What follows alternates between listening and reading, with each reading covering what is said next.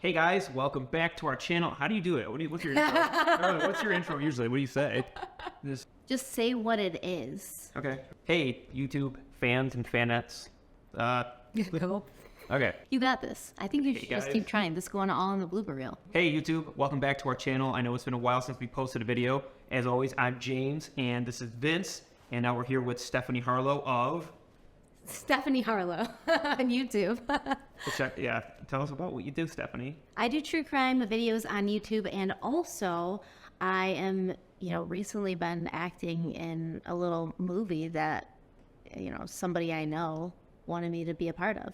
And that's what we're actually here to talk about, because I've been posting a ton of stuff about the project that James and Vince are working on, and everybody wants to know more about it. And I don't know, I just didn't think Instagram was the right place to do it. So I wanted to make something that we could put on YouTube so everybody could watch it if they wanted to. So we're here today. We're going to do a little Q&A. We're going to talk about the film, which finally has a name, right? Because the name changed. What's the name now? The name of the film is The Offering, and it is a spooky little short horror tale about a woman taking a job caring for an old man in a strange mansion in the middle of nowhere. First off, we have to talk about our first sponsor ever today.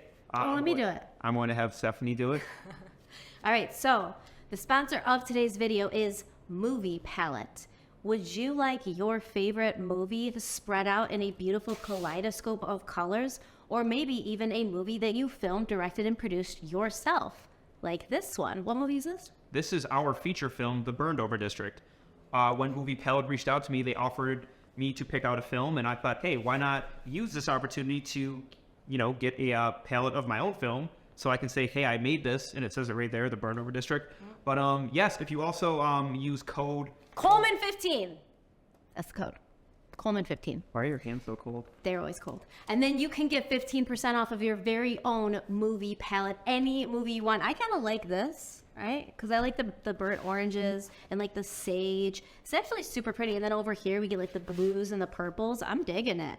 Our movie is very colorful. 60s. So, guys, it was very cool for us to finally get someone to want to give us something cool and sponsor us. So, yeah, definitely check it out. Coleman15 is the code. That is Coleman 15.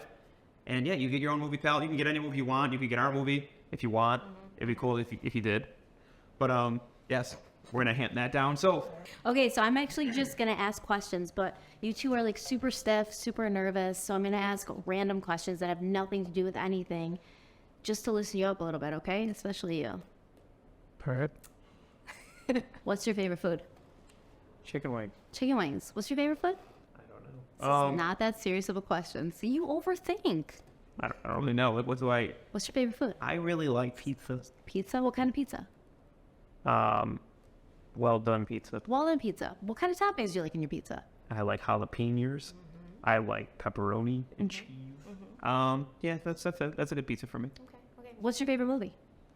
Is it like asking like who your favorite child is, or? Let's say my favorite movie is, it's going to be pretty controversial, but probably The Gray with Liam Neeson. Oh, why is that controversial? Because a lot of people didn't like it, but it's a lot more than Liam Neeson just fighting wolves in Antarctica or wherever they are. And I believe if you think that's what the film is about, then you need to watch it again, because it's actually a very deep character study of what it is like to be at the very end of your rope and to still fight for your humanity and in your survival. It's beautiful. I think the controversy he means is a lot of people probably think we're Halloween fans, and we are. Don't get me wrong, but is Halloween our favorite film ever? No. It's a good movie, maybe even great. Not my favorite. What's your favorite movie? I would have to say Drive with Ryan Gosling, because, I like to pretend that I'm the driver. I like to drive around listening to pop synth music, and, it's a good feeling. I even have the jacket with Scorpion on it. Do you listen to pop synth music? Yes, I do. Really? I showed him at first, but That's not even true. I showed you the film. It was my idea to watch it. It was very influential because I was, just a young lass when I saw it. In my head, not a lass. I listened to the same music I did when I was 16 because I haven't grown up at all mentally. This is true. Now, you guys are brothers, right? I can't really tell, but if I'm guessing, you're brothers. You're related. We are. Back in the day when you're little boys running around, who's the leader? Who's running the show? Who's like the alpha? That's a tough one. Yeah. I would say it was more me, but then I got shy, and then I don't know. It changed. Yeah. So what really happened is Vince went through puberty at 6, so he was an adult before anyone else, and it took us a while to catch up to that. So I would probably say him for the first 12 years. How was the one that was like, "Hey, get your grandpa's film camera because we're gonna make a movie," and then it'll start from there. Is that what happened? And James was like, "I don't really like doing this," and I was like, "Come on." No, Come on. no, so we always talked about making films as kids together. Like, we should make a Michael Myers movie. Like, I don't know, you never really think that that's possible. And then our friend's grandpa had a camera, and they showed up. He was at their house, and he came home and they were going to make a Michael Myers movie, and I was like, great. And then that's how it all began. And then Michael Myers is chafing me.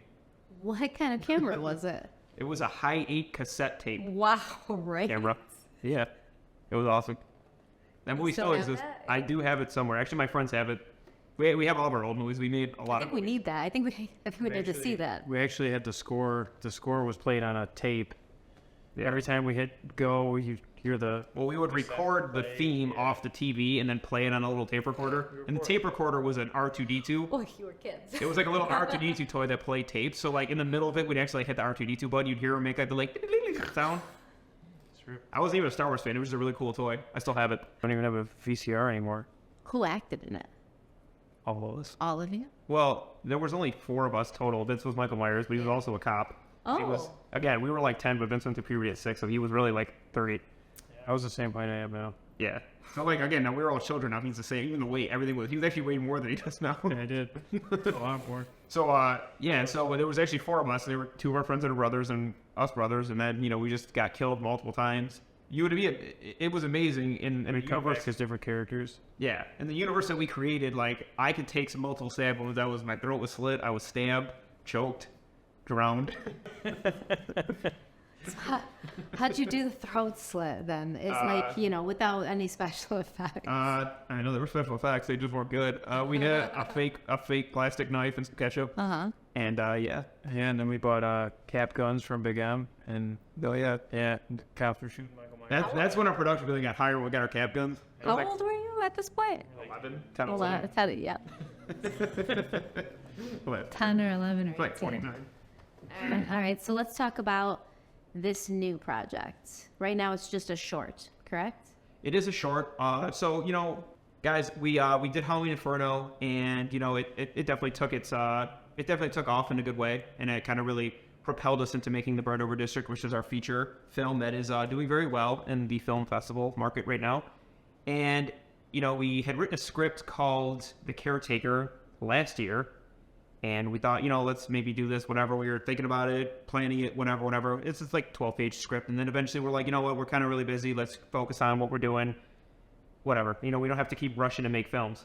So my brother and I started talking about films again. We're like, what do you want to do? Like, we should probably put something on our channel. And what's our idea? We were going around with ideas, and then he mentioned, what about that Caretaker script? So I went back into my computer and I read the script that had been written already. And I would say for the most part, I had written the script, and he said, well, it's missing a lot of elements that could make it a lot better. So, we started brainstorming some ideas and what could, elevate it to make it a little bit more interesting and not so, I guess, one level. One note. Yeah, like a one note thing that was kind of like, oh, that's kind of cool and scary. Like, what can make this more interesting visually and a little more? We made it a lot less obvious. Yeah, Yeah. Like, Not cliche. yes. and if I could say something about writing a story, it's those little details that make a big difference. So, the overall structure of the story didn't change too much, but adding those little details in kind of really gave it something that made it pop. And then we thought to ourselves, what could be a beneficial thing to this short as far as what can make people watch it more? And we thought, hey, why don't we reach out to our new friend, Stephanie Harlowe, who we had done some video work with someone else that we don't want to mention. He who shall not be named. He who shall not be named. So we thought, hey, let's give her a call. And she was like, yeah, I know you guys are gods and you're like the best around. And we were like, yeah, so I appreciate you understanding that. And then she said, sure. So what was your input when we asked you about doing this? Now, I feel like you guys said, what's your acting ability like from 1 to 10? And of course, me being who I am, what did I say? I said 10. She said 10. She was very... I don't actually know if it's a 10, but... I guess you'll be the judge. I guess. You both said something on either side of me. I would say Stephanie was adequate. She did her best. Really? So, Really? Ow. Tell the truth. Tell the truth. I want to hear. So, we talked to Stephanie about what is your ability to act, because there's always a question you're going to ask. Like, of course, for being an influencer or a YouTuber, I'm not an influencer. an influential YouTuber.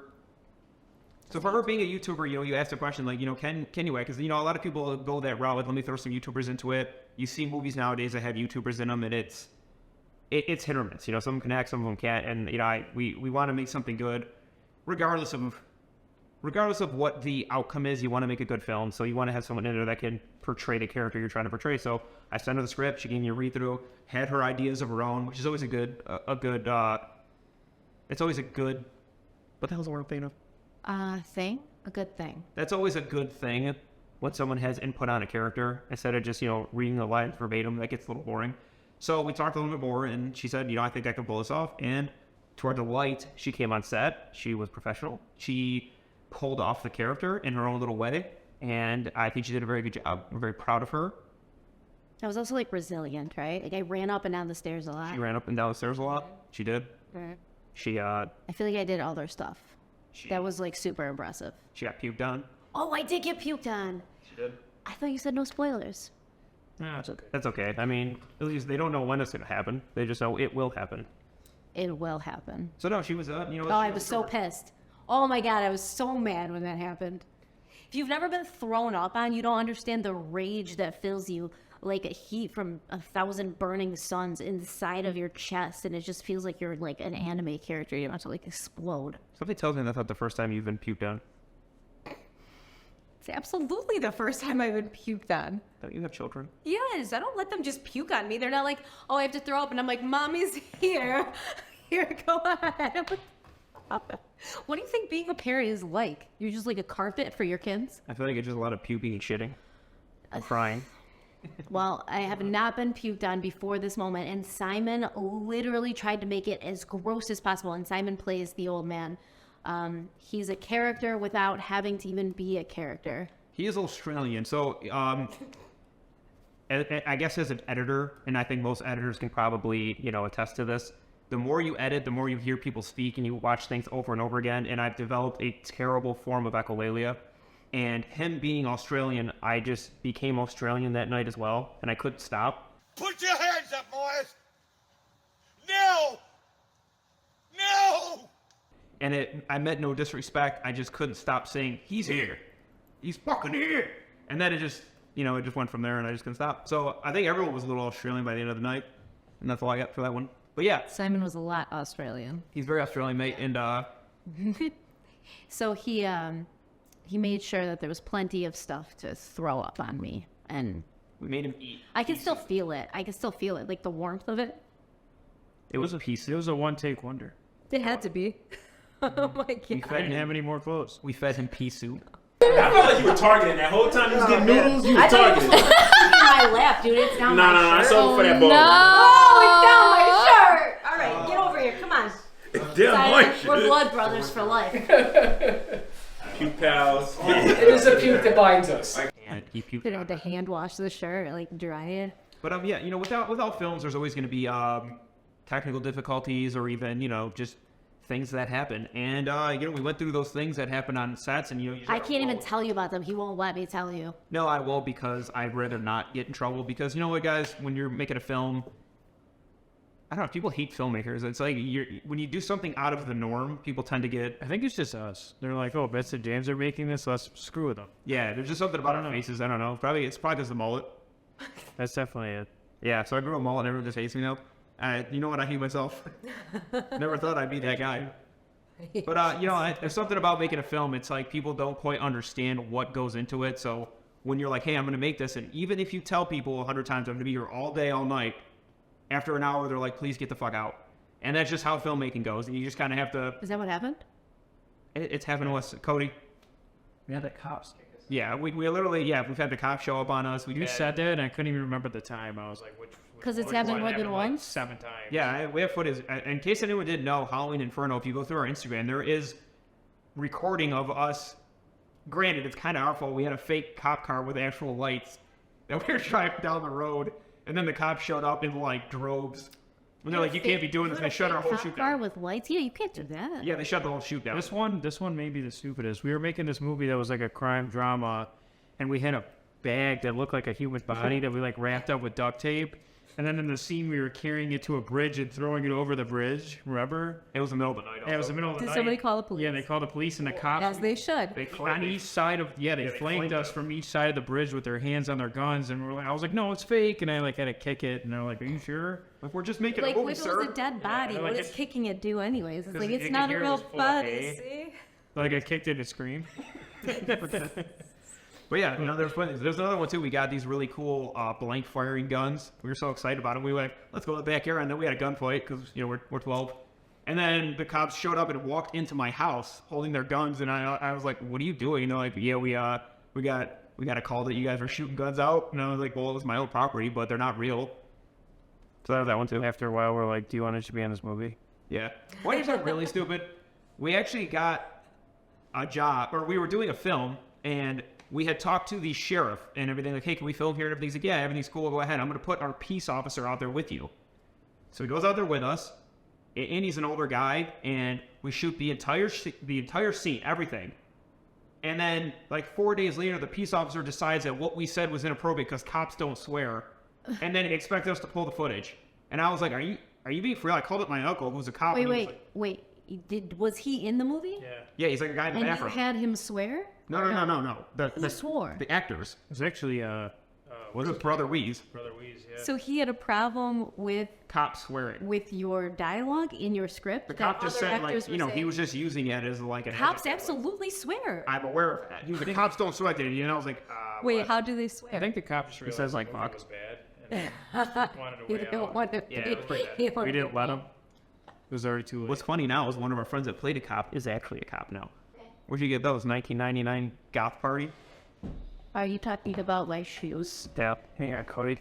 I like them. Every Wednesday, Adams. Till it's relevant, you think. What if the situation never arises? Then it's wasted. True. Tell me the question I should ask for it to come out. Come on. Say, what is what Okay, so if you had to compare this short film to something else out there in the world, what would you compare it to? I'd say it's a lot like the portrait of Dorian Gray. Oh. With some elements of The Shining as well. We definitely have some references in there, of course. Without our knowledge, without even realizing it, we dressed Stephanie like Laurie Strode. And that was unintentional, but you Halloween fans out there, you'll know. You'll see. You'll all see. You know, she's dressed like Laurie Strode unintentionally? Yes. What? I know where the marker is? I see what you did. What? I said you dressed like Laurie Strode. Can we turn up the intensity of that light? What did you say? How dare you? I'll tell you what. Right. Why do you think it's like the portrait of Dorian Gray? Because in the portrait of Dorian Gray, there was a picture in his attic, from what I was told, that he ages in the picture, but So he he stays stays young in real life. Yes, and like when you see the short, there are some similarities there, but a lot of differences. So it's just something that it's similar to. And ideally, would you want to take this short film and make it into a full feature? Absolutely. That is actually something that we discussed. And Stephanie, as gracious as she is, she says she would love to fund a feature. And I'm just waiting for that check. I don't know. He always says my name like I'm an asshole. Like, Stephanie. Right? Like, what is that about? Miss Harlowe. Also known as Dorian Gray. I don't know. I have a question. What is it? So what was your favorite part about acting in this short film? Oh, I'm being asked a question. Oh, puts me on the spot. I liked getting out of my normal routine because I do the same thing every day. You know, get up, go to the gym, come home, sit in my office for like 8 hours, typing. That 8 hours goes by. It feels like 5 minutes when you're doing the same thing every day. So I liked getting out of like my normal routine, being able to do something different and like see people because I don't usually see people. Do you like people? Not like necessarily, but I like to watch them and see them. Very good. You know, How would you say making a film differs from what you do normally? it's completely different. Tell us about that. Well, because I do everything myself. And so I'm in control. But when you're an actor on a set, you're really not in control. which was an interesting experience. You just kind of have to like go with the flow, which I'm good at going with the flow, but I don't really usually like being told what to do. So that's always a different experience. So it's completely different. And I do everything myself. So I'm very much a control freak and like type A. So I have my hands on every step of my process. Whereas with this, I don't. Like I just come, say the words, and then leave. And then like you could edit me terribly, or they could make me look so hideous on the movie poster that I don't even want to look at my own face ever again. So being Italian descent, was it hard for you to stop talking with your hands? I'd never stopped talking with my hands. So that was one thing we had a big issue with. I kept telling Stephanie to stop doing this and this in every scene. So we actually framed her hands out. Yeah, we had to actually. Was I doing it in every scene? Yeah, so we actually had to tie her arms to her and just shoot it really tight so you didn't see what her arms were doing because she wouldn't stop. He just kept saying, too Italian, too Italian. Yeah, so her character Too wasn't Italian. Her character was Polish. What? Molly's Polish? Yes, I didn't know. as a distinct part of her. Well, if you told me, then I would have acted more Polish. Just like you said before, it's something different. And exactly. Like, when do you go get to film in a creepy mansion in the middle of nowhere, making an awesome short film? Like, it's just the best. Like, nothing beats the camaraderie, the people that you eat dirt with. Did you save dirt? I would say this. What's something cool that's very... Anyone who makes a film, guys, and I know we have fans out here that do, or they want to be filmmakers, and we encourage you every day to do that because we started with nothing, and truth be told, we still have nothing except for big dreams and small pockets.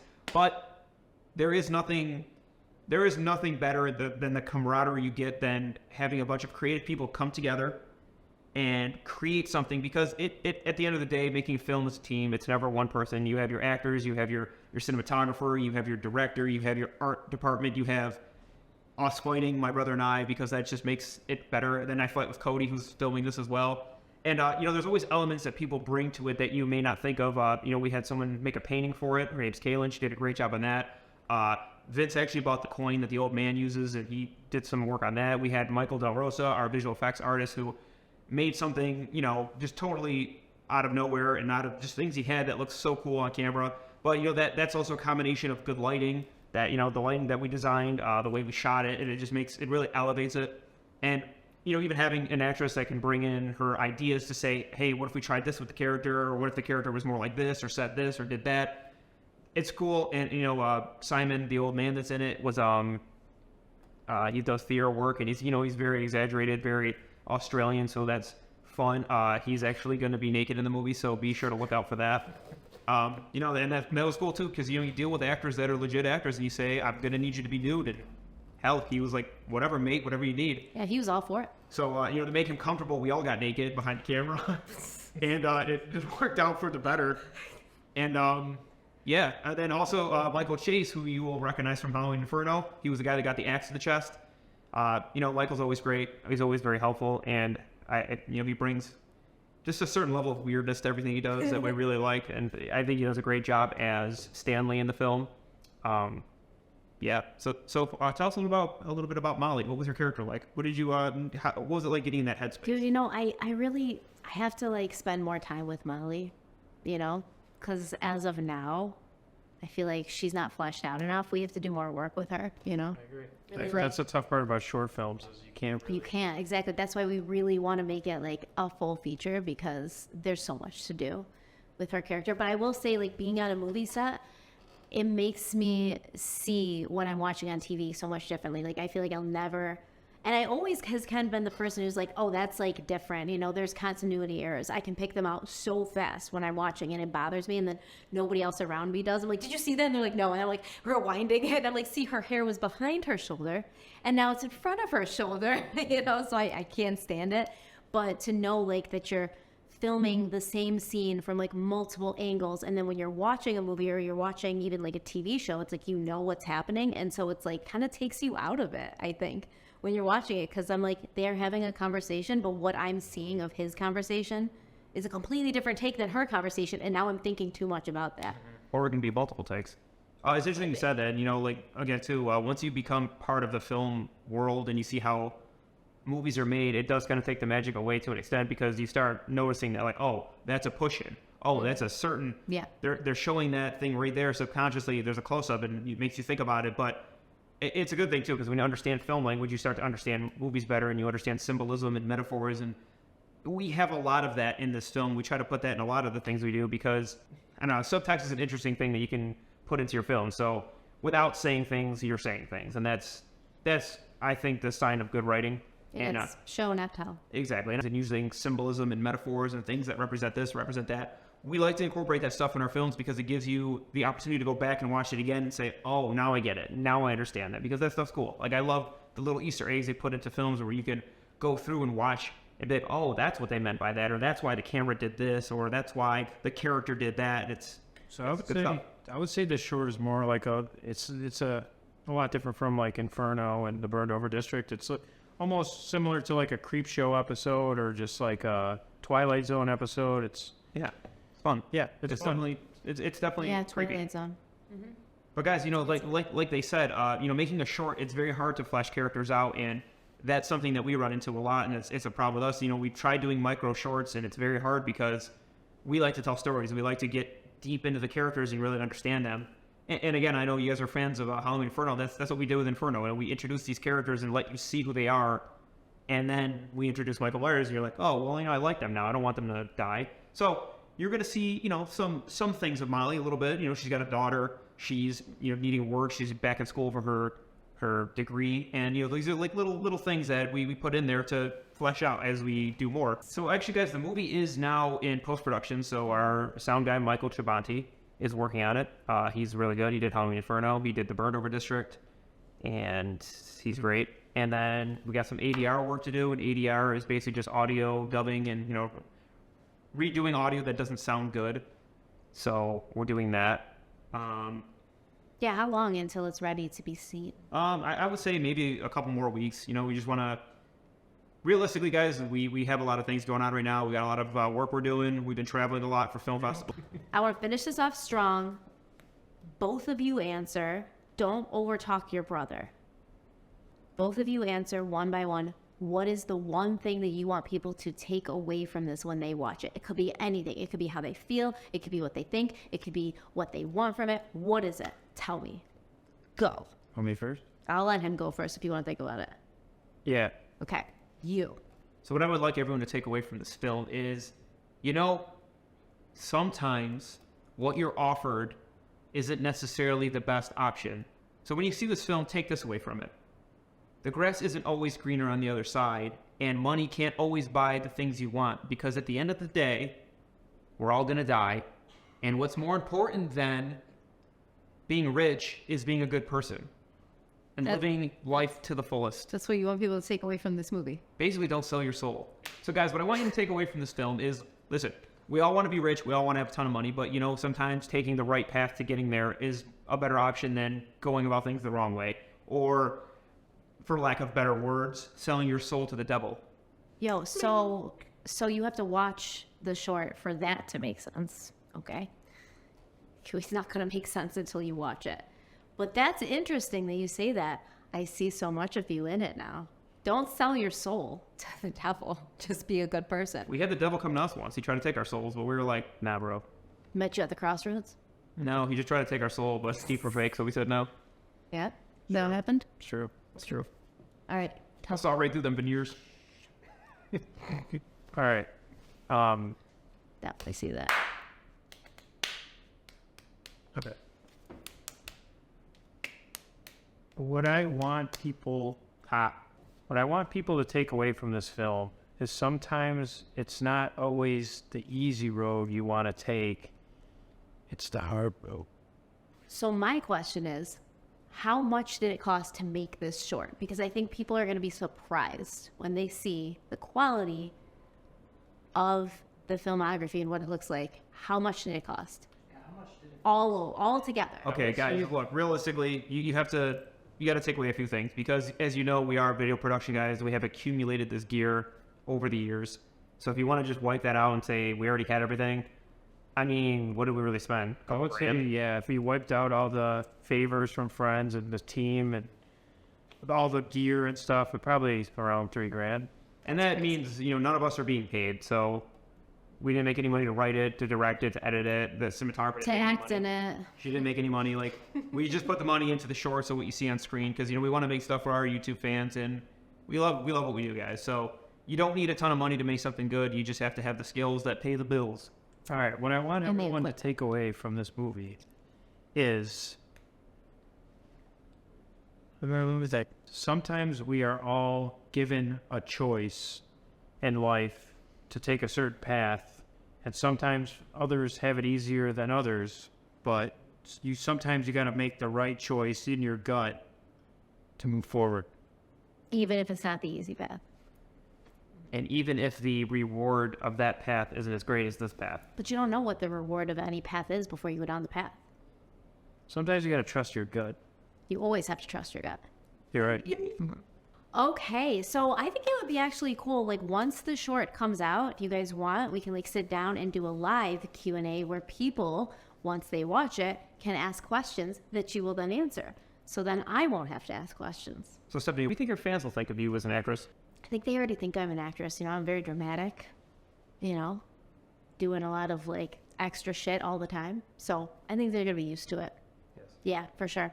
There was one thing that was very different of working with you is that the way, like, acting at that capacity was a little bit different for you, but the things that, you know, other amateur actors, not that you're amateur because you're not, you did not do, which was, like, a little different for us because we expected. Yeah, I think he's trying to say is there's a lot more coaching that goes along with people that aren't necessarily used to being in front of the camera that we didn't necessarily have to do because Stephanie does spend most of her time in front of the camera, so she's kind of gotten that uncomfortable feeling out of her. And as you can tell, my brother and I have not ever. That is true. I don't realize how uncomfortable people feel sitting in front of a camera. Yeah. I don't realize it anymore because I do it every day. So I think I was probably nervous at first. Yep. So, I mean, and most people, if you don't go in front of the camera, when you do see yourself on camera, you start to become hyper aware. And you're like, are my teeth too big? Is my eye too small? Is my hair stupid? And that's kind of where we fall into. So, as you can tell, my brother and I are trying to make these handsome faces the whole time. And we don't look like normal people because we're like, we're Giga Chad and that shit. So what are some common mistakes that People who don't act often make when they're on set, then you kind of feel like you have to coach them through. I would say there's a lot of them have it. It's like an actor's voice Uh-huh. where they don't seem. It's like I something. hate the actor's natural. voice. Like they'll be like, "Good." Yeah, I don't know how else to say it, exactly but what they'll you be like, mean. Why don't I want to go here? Like it sounds like you're reading. Yeah. You know, like when you're reading aloud. Or there's a lot of excessive exhaling and inhaling, like, or spiking the camera. Or they have a twitch or something that they always do before they start. So they'll be like, and then start talking. Or like say their line will be like, "Hey, what are you doing today?" They go, "What are you doing today?" No. Or very slowly. They do. Or they start to talk very slowly, like everything's very dramatic when people don't talk like that. Like, or acting like they're in a play. From what I've read, I'm not an actor myself, but I've directed several actors throughout my tenure. I would say, acting is reacting. Realistically, it's how do you react to the people around you? It's not necessarily how you're saying things, but how are you reacting to the people that are engaging with you? And a lot of times, I try to tell actors, you're just having a conversation and let the conversation flow. You don't have to hit the lines exactly, but hit them and respond the way you feel like you would respond. A lot of people get hung up on like a line, and that's where we, as directors, we tell our actors and actresses, say it your way, because that can really stumble people when, say it my way, and then they, not everyone pronounces things the same. Because that's something that I learned over the years is I used to write very preachy, and I think a lot of people do that when they first start off. Like every character is Thanos or Thor in the way they have to speak. But, listen to people talk. That was one of the things I learned in college was go sit down and just eavesdrop on people's conversation and hear how they talk. And that's kind of helped me develop my writing. And I always tell my actors, like, here's the gist of what I want you to say.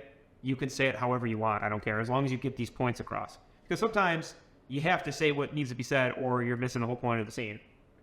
Yeah, I like that because sometimes the dialogue isn't like I would not say that normally. So it's hard for me to understand or distinguish how I should say this since this is not something I would normally say. So I'm going to sound like I'm acting because I would never say this, right? Yeah. So that makes a lot of sense. I thought it was so funny when Michael Chase kept coming up the stairs. You remember that he kept saying sometimes life has a way of working itself out because his mom died. That was a line he really. Like a little mistake like that could be, then the audience is like, oh, so he wanted that to happen to his mother? It's definitely definitely what it sounded like, right? Yeah. So the line being, my mother passed away before my father. It's funny how life works out. He was saying, my mother passed before my father. Guess life works out Life just works out sometimes. Yeah, and then like that becomes something he got hung up on. Yeah, And it goes over and over again. And that happens because, that's just how the brain works. And we recognize patterns. We start saying things the same way.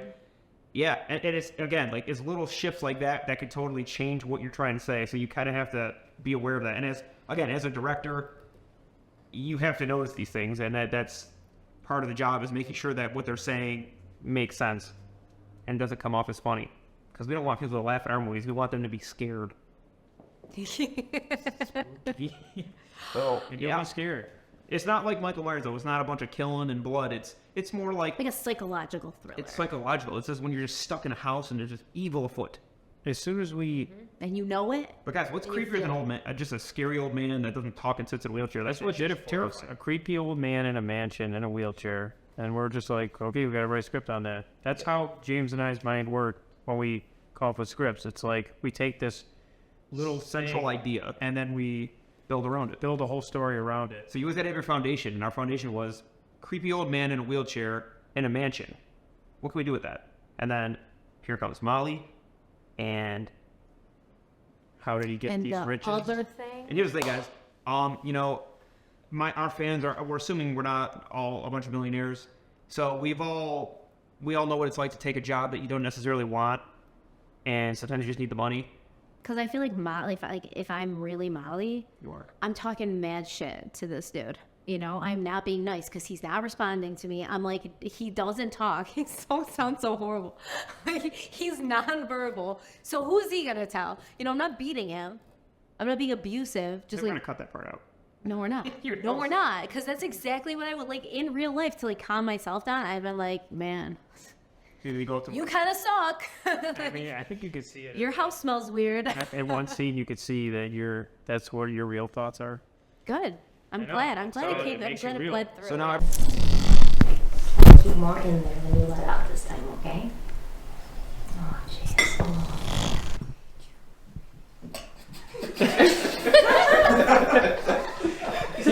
We gotta keep rolling. keep rolling. Keep going. We need one serious one. Okay. I need at least 3 good spoonfuls. Ready? And action. At least 3, you heard that? Come on. Down the hatch. Stephanie, no talking. Just do it inside. Also, Am I wiping him, or do you just want me to put it Just in? keep feeding him, yeah. Okay. Just Can you put the spoon in that way? Because Like, your going hand from is here? blocking. Gotcha. Yeah. All right. Go So ahead. 3 more. 3 more, okay? There we go. Just don't talk. Yeah. Good, that's all. No talk. Just do. I'm sorry, that was the other side. I just thought it is a kind of a funny It's his scene. fault. She's forcing him talking shit and he's on her. It's okay, keep going. Action. Quiet on set. Yeah, somebody's coming down the stairs. There's nobody else here. It's the There's nobody else here. Okay, ready? Who is it? Who is it? It's Vince. Action! Oh. Action! Everyone knows that Stephanie Harlowe hates old people. No, I love old people. I love talkative old people. You ready? You ready to wrap this up? Yes. You're such a fucking child. You're right. Little boy. A little boy. I'm a little man. You're a little He's a man with boys and haircuts. All right, should we wrap it up? We're going to wrap it up. Sal, this is Vince and James. Introduce us and say, hey, go check the full video out on their thing. We're doing the outro. We're doing an outro. Yeah, we didn't even do an intro. We did an intro. Yeah, but you should do an intro where you say, hey to my An channel. intro for me. Yeah. Okay. Can I finish the outro first? Is that okay? Okay. See you next time. All right, do your outro. Thank you so much, everybody, for being here, listening to this, bearing with us. Hopefully, you got some more information. Hopefully, now you want to see the offering even more. Make sure to keep an eye on my channel. If you're watching this on my channel, you're probably just getting a small taste, so you want to go over to their YouTube channel for the entire thing, and I promise it's worth it. And then also keep an eye on my channel. Follow them on YouTube so you can also get notifications and things like that, but we'll let you know when the offering is out and ready to be viewed. So keep an eye out for that. Thank you guys so much for being here, and I'll see you very soon. Bye.